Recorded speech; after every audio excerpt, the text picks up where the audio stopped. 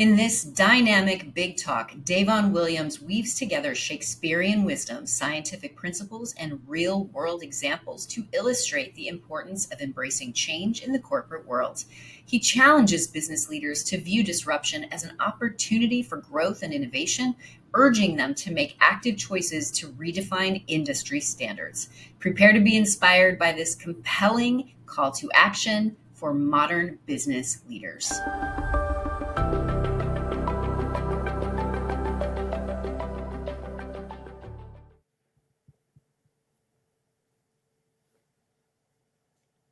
I could be well moved if I were as you. If I could pray to move, prayers would move me. But I am constant, like the northern star. All right, Julius Caesar, who knows where that's from? Come on, who's the writer? Who's the writer? Come on. Okay, this is a talk, which means it's a conversation. So that was a question. Okay, who was the writer? Come on, someone give it to me. Oh, we really? Yes. Yes, I knew you knew it. Come on. Who else speaks like that?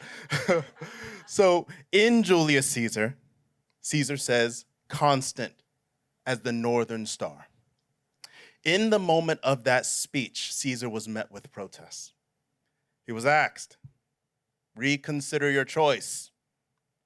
However, his response was absolute. His need to hold on to what was led to his very undoing. His murder, tragic, but I would argue that it was absolutely a death of natural causes. Now, we have been taught to fear troubled waters. However, it is troubled waters that allow us to catch fish. It is troubled waters that helped us to establish this very country. So let me translate that for the business professionals in this room whom this is for today. Fiscal growth is dependent upon you solving a very present problem. If you ignore it, you bring about the end of your fiscal life. My name is Davon Williams. I am an actor, writer, and producer. I have had the privilege of working over 467 productions and performing in over 12 countries. What do? I react to actions. In the world of science, we call that Newton's law. But in my industry, we call it storytelling. To go one step further, my job, I play with choices.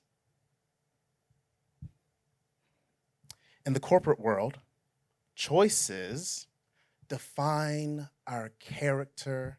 It defines the character of our business. Choices shape our brand. They drive our campaigns. They determine our legacy. Choices can be innovative, redundant, transformative. A choice now can go viral and change the world. A singular choice, and my leaders, I know we have all been through this, a singular choice can bring about a change in the trajectory of someone's life or their corporation. A single choice. It's a ripple, a disruption. And I know we're taught disruption's ill. Disruptions are ugly, they're awful, they're bad, they're the enemy. But in fact, a choice is disruption. Inertia. INERTIA, inertia. Inertia is the enemy. And it goes by many names. Analysis paralysis. Another one for that being passivity. Indecision, gridlock, which speakers who work in the corporate world taught me today. Indecision, gridlock. Inertia comes when we want to hold on to tradition. Inertia comes through the idolization of the past. Now, for all of the fellow Christians reading their Bibles in the room with me, I don't have to tell you about false idols. And for all of the non-Christians in the room, I do not have to tell you about false idols. Choices can be alienating. Not all choices and jokes, I'll own that one, are good. But a reaction gives you a gift to react to that reaction. It gives you a second chance to get it right. What I love best about being a Christian is that in my belief, if you choose atonement, you are always met with forgiveness. And an apology is a choice.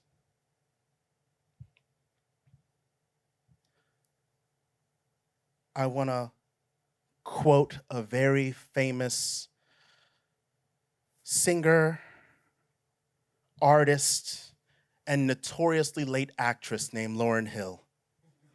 Now you can look this up. She's normally 3 hours, 2 hours late. Last week, they had the 30-year anniversary of Sister Act 2 on The View with Whoopi Goldberg, and she did not make it. She had 30 years to get there on time. Lauryn Hill once said, "Anything that is not growing is dead." So what does death look like? What does inertia look like? An example, a very recent example.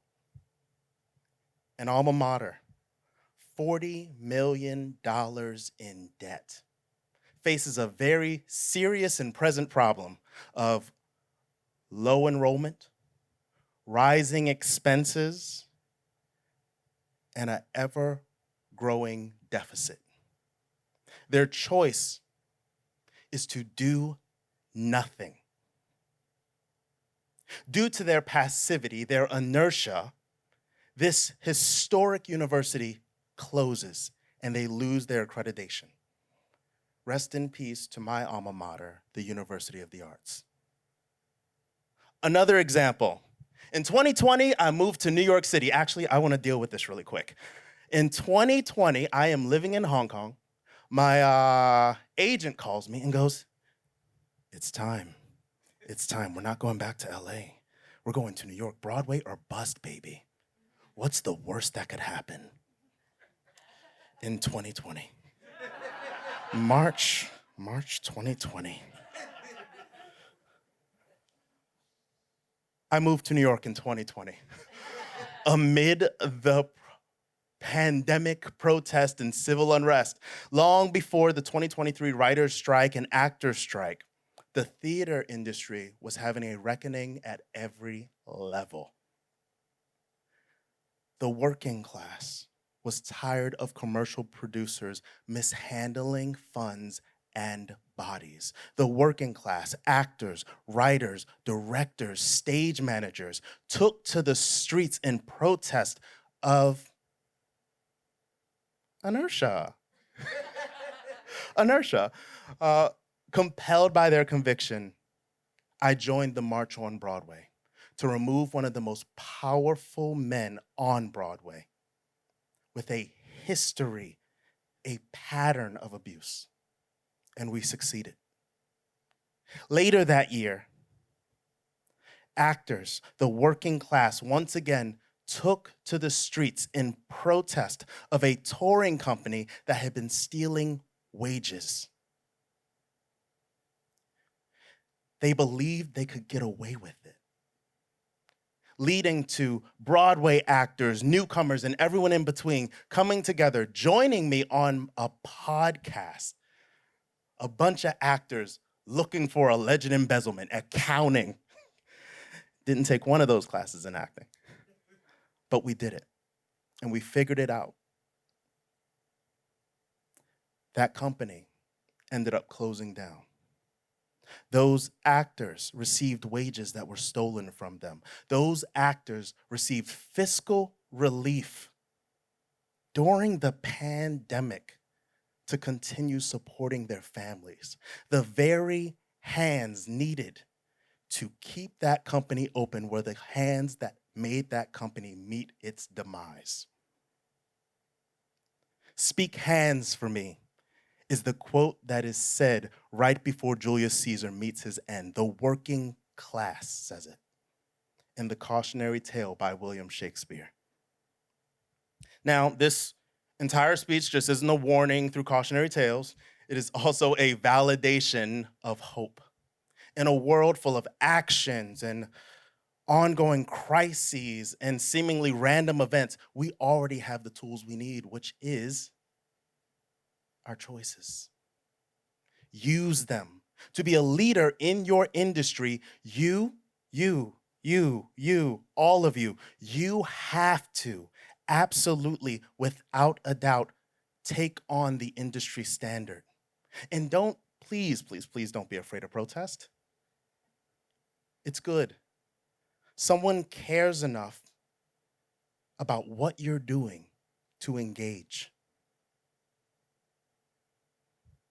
Now I want to leave you with this. An object at rest stays at rest. And an object in motion stays in motion. Who is that? Oh my goodness, it's almost like you're my partner.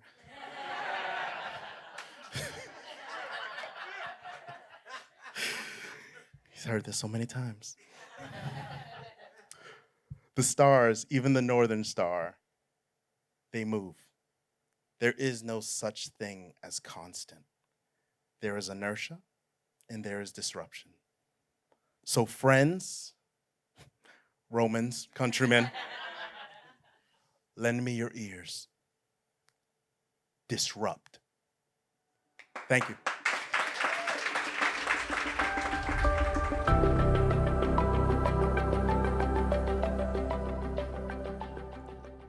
If you loved this big talk, I would love to hear from you in the comments what your takeaways were so I can celebrate and support you. And if you desire to take my big stage in New York City, just like these speakers, I invite you to apply to the Big Talk Academy, my 12-week signature speaker certification program. You can find all of the information that you need at thebigtalkacademy.com. And be sure to hit the subscribe and notification bell so that you are alerted to all of our upcoming videos featuring more big talks, conversations, inspiring to help you take the stages that you desire. Your voice matters, and I also appreciate you for being here. Big love. Mwah.